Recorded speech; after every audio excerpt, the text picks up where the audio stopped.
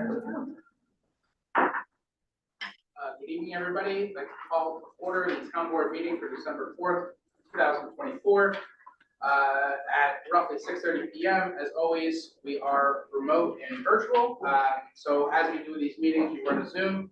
You can join those. That Zoom at the top of each of our agendas. The instructions are there. We're also live streaming to Facebook, to YouTube, and to our own website. So next up, I would like to ask Councilor Nash to lead the pledge. To the flag of the United States of America, and to the republic for which it stands, one nation, under God, indivisible, with liberty and justice for all. Okay. So first up, we have open podium. I have one person signed up, Matthew Benton, talk about facilities.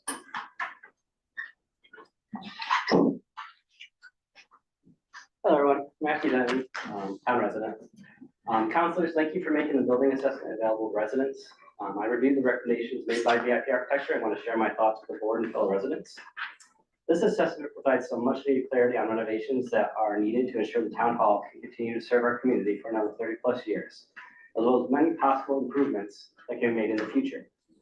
I would like the board to consider reallocation of the $160,000 in ARPA funds that have been delegated towards a new building study to start addressing the foundation, drainage, and/or HVAC issues that called out in the study.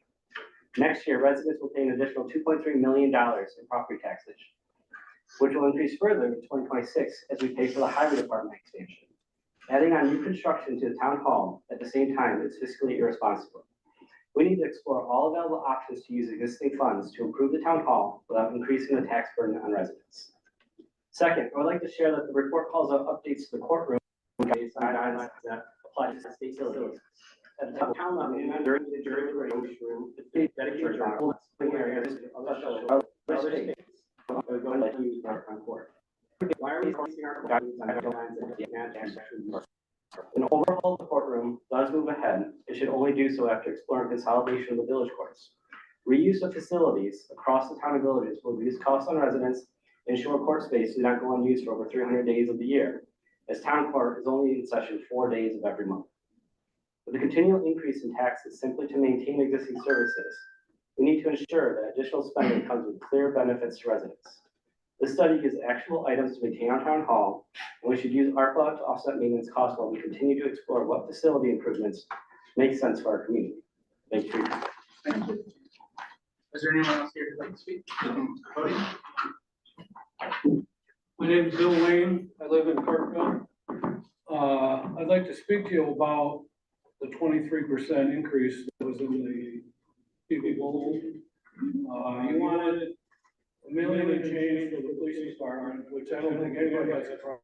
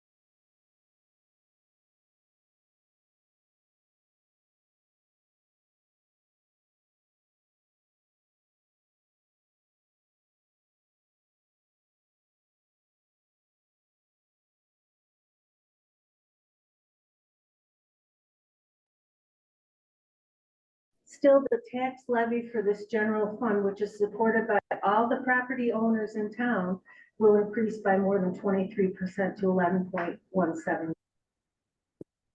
I can tell you that it's not supported by all of the owners.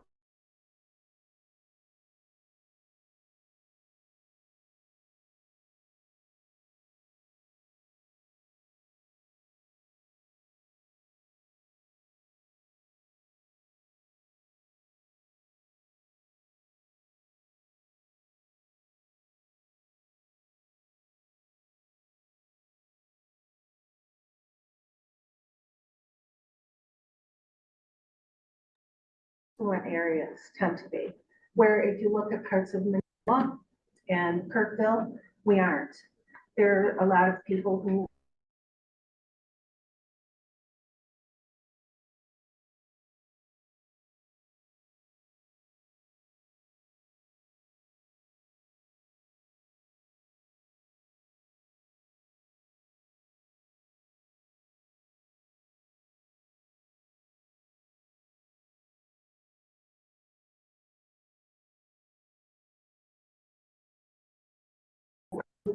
some rental properties on my street, which I rent to lower income. I have to raise my rents in order to come up with the additional money, and it's getting very difficult.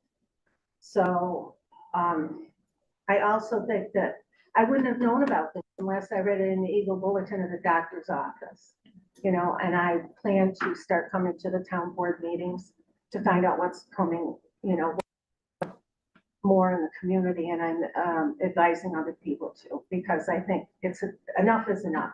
The increases have been too much. The assessments have gone up too much over the years, and it's time to stop. So, a couple questions. One, have you gone to the website and signed up for the I have not, and agendas and town news? I absolutely plan to. Okay, and we also, if you're on social media, we're on Facebook and Instagram Mhm. as well. And then just in particular, are there certain services that we're providing that you think would be appropriate to cut and scale back on? I think that we should look into combining police departments to see. They already have? Many years. Yeah. Well, they'll, People may- 1985, there was three I found village in- departments, and now it's one town. and now it's one town. So I'm not sure. I'd have to look and see, but I think that budget cuts, we all have to make cuts. I mean, costs are going up, food's gone up, gas has gone up, we all need to make amends. And that includes with our tax base too. So I totally do not agree with 23%. I think it's, you're pricing out people, poorer people in the community, and they're not gonna be able to live in the community. And that's not fair to them, who've been here for a long time. Anyone else? Could I say something? I'm not sure if the connection's good enough because it's been going in and out. Can you hear me? Okay. So to John's point, like, I think the question that everyone in the community needs to ask themselves is if 23%, which I understand is high, if 23% is too high, it's easy to say, right? Like, well, we have to reduce the budget, but the real question is, what services are we willing to compromise on? And the two biggest ones are public safety with the police department and the highway department with plowing and paving. And then trash and brush is our other main service that we provide to the community. Things like recreation that seem a bit more discretionary are such a small percentage of the budget that it's not like to cut even 100% of that would not make a difference in terms of the volumes of money we're talking about. So I think the question has to be, do we want a reduction in response times from the police department if we cut a large part of the budget? Is that something we're willing to accept? Is that what we want to do to save money? Or do we want to not have as much money going to plowing and paving where now there's holes in the road or snow on the streets and people can't get through? So that's, I think, like, what someone pointed out in one of our meetings that we have no projects in our budget, like there's no town hall, right? We're not, this money isn't going to build a new town hall. A small percentage of that is going to study it, but there's no pool, there's nothing special. Like this is, as Counselor Neshi pointed out in our last meeting, this is just maintaining services that we already have. That's how much costs have gone up. So if folks are telling us, no, reduce services to trim this budget down, then that's something that we can look at doing, but I don't think that that's the case. I don't think that people would, I think we'd make a lot of people real mad if we did. So that's the question, like, where are we willing to accept a reduction in services? That's all for me.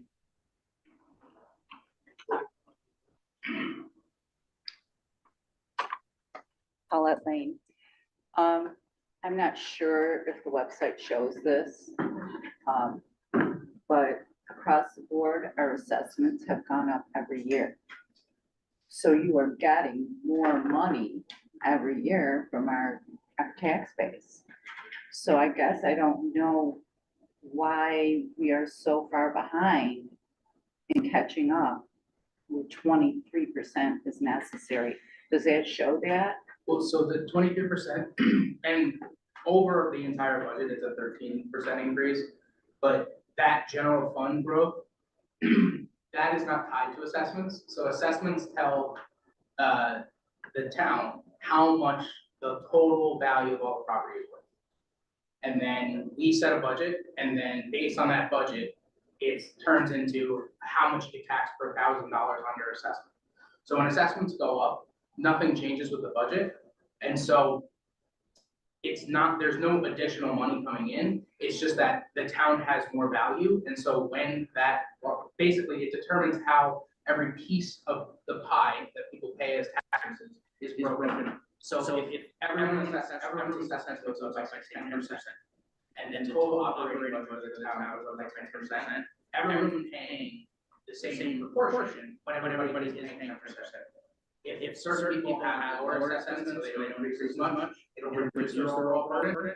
But so the assessment going up does not directly affect the budget. It affects the tax rate.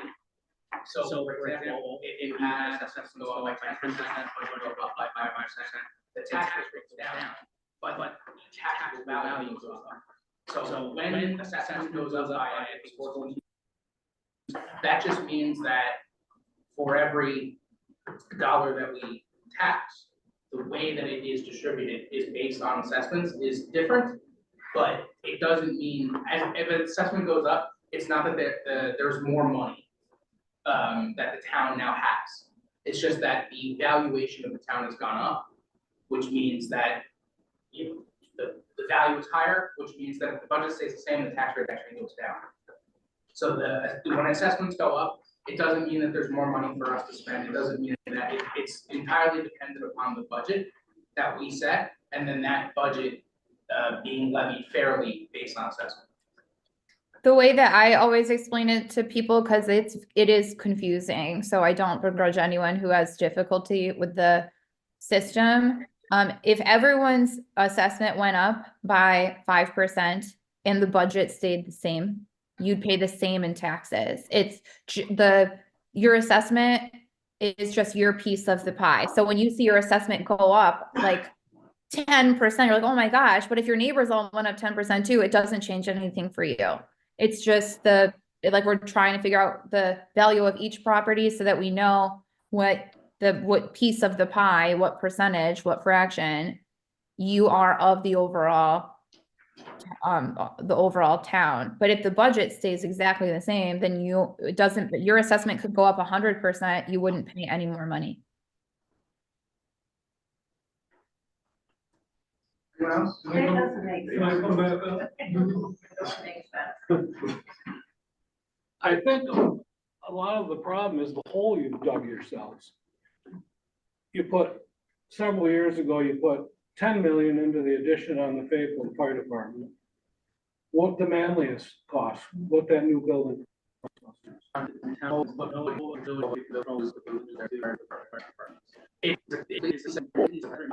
That's great.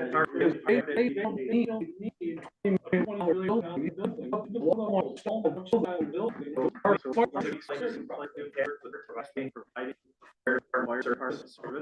We cannot have by town law, we can't have it run our officer. We contract with three villages, what her health and their protection or district. They say this is our budget, and we can say, okay, check on the shot. It's not a negotiation. This is what we need to do run this our side of our village. So they cover, we contract them to cover everything outside the village.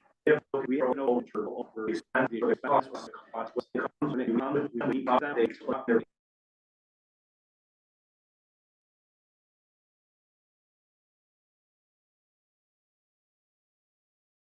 They spend, We don't have any control over how they spend it. that's ridiculous. They're like a subcontractor to us. You It's know, it's without almost the exact same way. Garbage and the trash and rubbish services, we provide fire protection to the free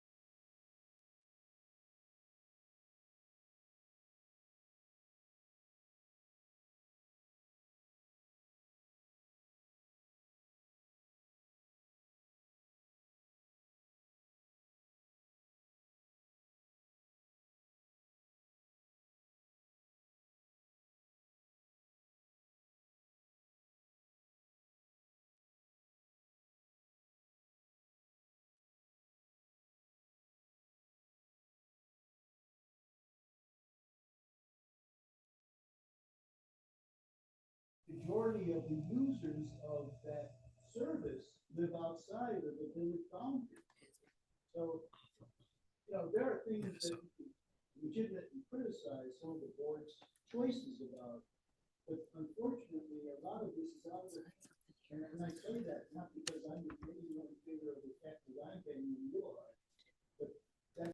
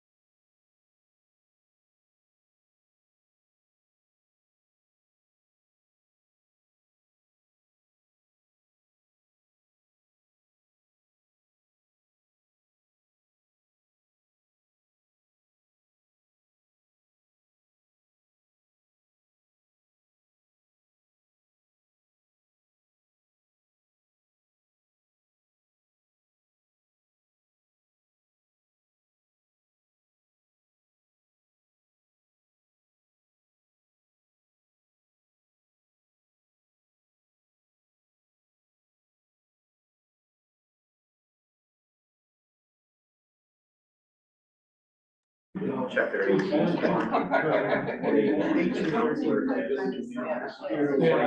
in the city.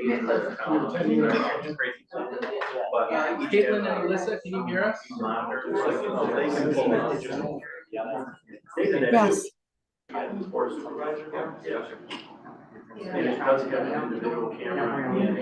Like, just because we've got the audio working and I don't want to take any chances, we're gonna leave the video off.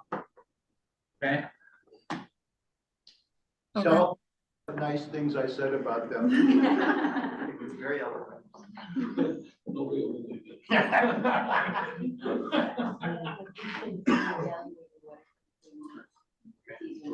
Yeah, I can get that. We have, I'm looking in the room where it's designed to like mount on a TV that you're looking back at. Yeah, I got one more question. Yeah, come on. Maybe you can answer.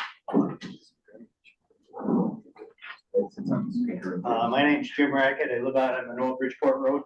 Do you have control over tax exempt properties in this town? I mean, do we know how many are tax exempt and why they're tax exempt? Yes. Why The we're, assessor why has a we're, list, yeah. I feel like I'm carrying paying more than my fair share. And I was just curious if you got control over policing that? Well, so the assessor keeps track of that, and generally speaking, if a property is tax exempt, it's not a decision that we make, it's based off state regulations and what application they sent in. For instance, if it's a nonprofit. What percentage of our properties in this town are tax exempt? I don't know that off the top of my head, but we can definitely have that. It is published every year, the tax roll has the total assessment and then the taxable assessment. So Published where? I think that's on the county's website. The final tax. we could put that on the budget page. Yeah, we could do that. So we could put that on the budget page because it's definitely a known thing. Is it a large number or a small number? It's probably. Medium. Medium? I don't have the number off the top of my head because it's published every year, I'm but thinking 10 or 15%.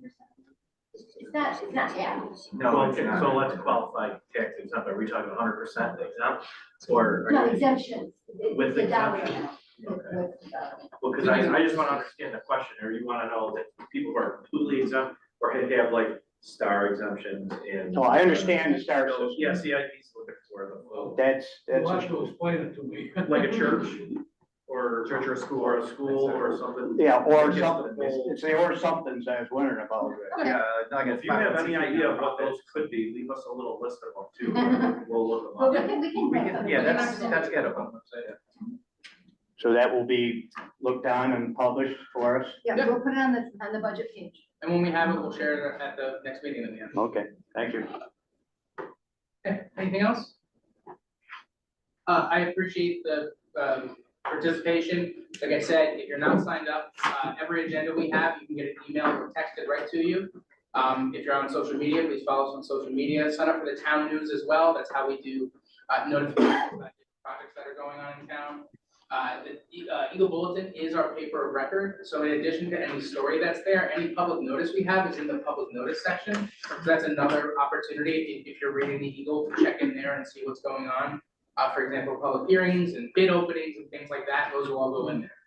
And then if there's any, if anyone has feedback about how to better present that information or deliver that information, we are always looking for ways to improve that and kind of meet everybody where they are. We are working on our end of the year newsletter that'll go out. That doesn't get mailed out to everybody. Mailing everybody in town is a very expensive thing to do. There's 14,000 parcels. So you can imagine just, even at a reduced stamp price, it's expensive to get something out to everybody. But the Eagle Bulletin does do a very good job of kind of keeping up the speed on what's going on here. How about accessing it on Syracuse.com? Because, many people don't read the Eagle Bulletin, but most people read Syracuse.com. I think this article would have been good to be on. I want to just say, so just to clarify, because when you were up there, you did say something. I don't think that what you read about most of the people's support or most of the taxes or most of the homes residents, I think that was not a quote from any one of us. That's their story that they chose to do. Like Syracuse.com could have came here and they could have did a story. We didn't give them a story to run in the paper about the budget. None of that came from us. They watched the video back and quoted us out of the video. I don't know if they contacted you. I wasn't contacted, so they took my quote from the video minutes that were broadcasted. Every year we have to select a paper of record for the town, and it's the Eagle Bulletin. It's a smaller paper. It covers, our area. It's free. It's free, yeah. People can make a donation, and I think, we could have two, but.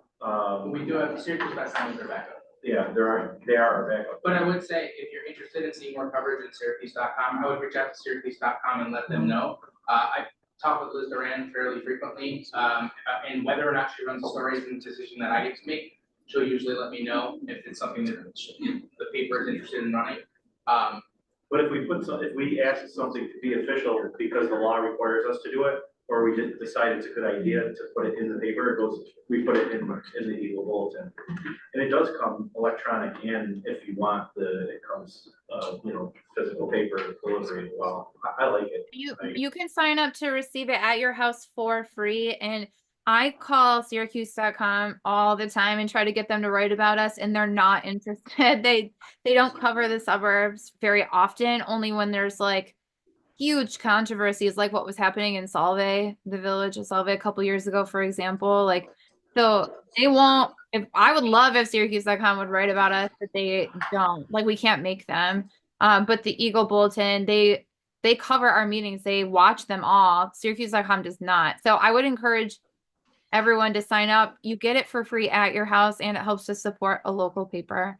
And I wanted to add, just circling back to the website, when I first signed up, I did it wrong. You have to make sure you click submit. Like, there's like a button that you can easily miss. And I've talked to several people just in the last few weeks who said, oh, I signed up and I still don't get anything. If you sign up and you do the process correctly, you will get a confirmation email and a confirmation text message that you signed up for those notifications. If you don't receive those, you might have missed a step. And you are welcome to email me if that happens, and I would be happy to jump on the phone and just make sure that you've done it correctly. So I just wanted to add that because I've had a few people reach out, like 5 people just in the last 2 weeks who said they tried to sign up.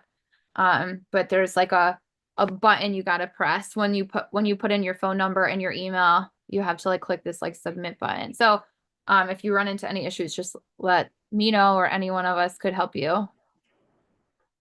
Can I ask one other clarification? As the husband of a grammar police wife, the problem of the language of the newspaper, when it said it's supported by the taxpayers, it means it was paid by the taxpayers. It's not an outward, Yes. yeah. So the way they constructed the language is. I don't know one person that would vote for that. Yeah, you're right. But it's just the way they can. My name is Herman Whalen Jr. My question is, did you give any tax breaks to the solar farms? So, as per New York State law, any of the solar farms that are operating, commercial solar farms that are operating, they have a right to a pilot agreement, which is payment in lieu of taxes. And so we have, for each of the commercial solar farms, either work with OSIDA to negotiate that pilot agreement or directly with them as per, I forget what real property tax law. Yeah. From the section of. and correct me if I'm wrong, but if we don't go into some agreement with them, Then they're taxed at full value. If we do a pilot, I mean, there were a lot of pilots that predate even when I was here, so I can't speak to pilots that were entered into maybe 2-3 years ago. There were a few pilots that were entered into in the last year. There may have been, some of those payments may have been less than what they would be taxed at full value, but in exchange, we got supposed to be benefit agreement payments, so paid lump sum payments up front. So they're all in negotiation. So at the end of the day, if we did a pilot where we gave a possible tax break to a developer, we also got something in return, which was a payment up front, some sort of payment up front. So generally speaking too, if none of these solar farms are gonna go in without some type of pilot agreement. And so the option on the table is enter into a pilot agreement and increase the value of the property and get that pilot payment, or have it sit as, whether it's empty farmland or unused land. So each of those is a net benefit to the town and the tax roll.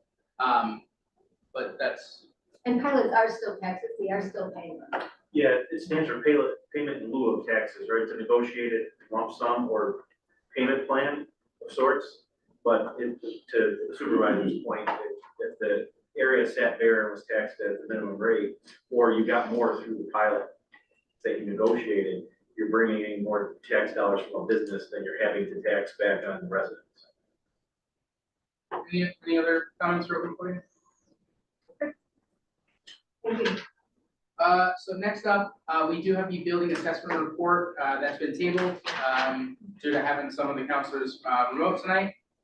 Please do take a look if you're interested. It was a really thorough report onto the status of this building and kind of next steps to get it to continue to be in operation for the next 20 years.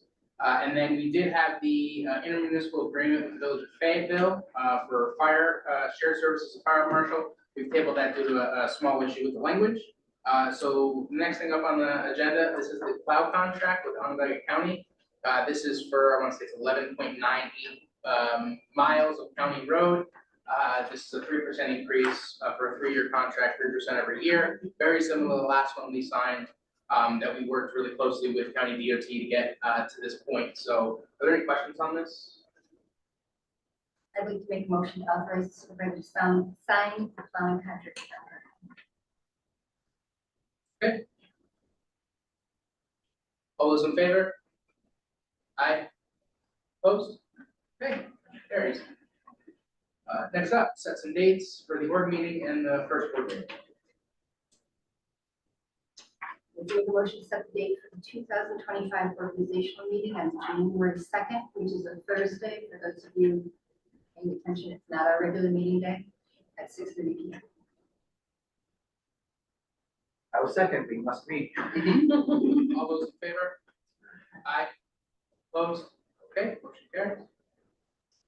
And then I'd like to make a motion to set a date for the first 2025 town board meeting. This will be our next regular meeting, but not our next, second meeting in January 8th, 2025 at 6:30 p.m. Okay, all those in favor? Aye. Opposed? Okay, motion carries. And then we do have a series of budget transfers here. All right, Mr. Supervisor, I'd like to make a motion to approve the budget transfer in the amount of 10,000 from budget line BOO 5.3620.100, planning and development, personal services, to BOO 5.3620.410, planning and development engineer. All those in favor? Aye. Opposed? Okay, motion carries. I'd like to make a motion to approve the budget transfer in the amount of $15,000 from budget line B00 5.3620.100, planning and development, personal services, to B00 5.3620.405, planning and development, information technology. All those in favor? Aye. Opposed? Okay, motion carries. Another motion to approve budget transfer in the amount of $300 from line B00 5.8010.41401, zoning office supplies, to B00 5.8010.450, zoning attorney. All those in favor? Aye. Opposed? Okay, motion carries. And a motion to approve the budget transfer in the amount of $300 from B00 5.8020.401, planning office supplies, to B00 5.8020.402, planning seminar and conferences. All those in favor? Aye. Opposed?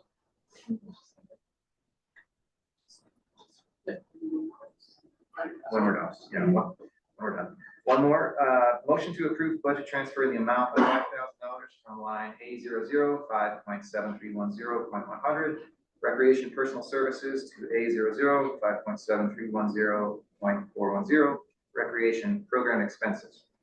All those in favor? Aye. Opposed? Okay, motion carries. So for folks that haven't been to a recent meeting, budget transfer. So after we adopt the budget in November of the year and we move forward and go through the budget year, anytime that there is money that is appropriated on a certain line, that needs to be moved to another line. So for example, in this instance, we moved money from personal services and P&D, so that's the money that's there to pay the employees of P&D. Due to having some extra funds there, it was moved to the engineer and to IT to cover some other costs. And I think in rec, we saw, again, from personal services to program expenses. So that's just something that the comptroller requires us to do as we go through the budget. And if we budgeted $10,000 for something and it was only $8,000 and we want to need to put that money somewhere else, that's what the budget transfer is for. Okay, next up, approval minutes. Make a motion to approve the meeting minutes from November 20th, 2024. Second. All those in favor? Aye. Opposed? Okay, motion carries. I'd like to make a motion to approve abstract number 23, the amount of $639,393.09. And the reason that's a little bit high is we did pay the builder of the cold storage shed at the highway department. So that was an expensive. Second. Okay, all those in favor? Aye. Opposed? Okay, motion carries. Anything else that we didn't cover? Okay, Watershed stewards 17. Seneca Street Growing, I'll say it the second time, second invitation. Also, I would like to just say, the deer management survey, the resident survey, I want to close that on December 15th. So So anybody you interested? guys want to do the deer survey? Yeah, very easy. I mean, 4 questions. Just a simple, quick 4 No. questions about deer activity around your property. That's it. We're just collecting data to share with the USDA and the DEC about, anecdotes from residents. What are they seeing? We treat them as trespassers, so. And we tax them? Yeah. We would love to, if we could. Just working on it.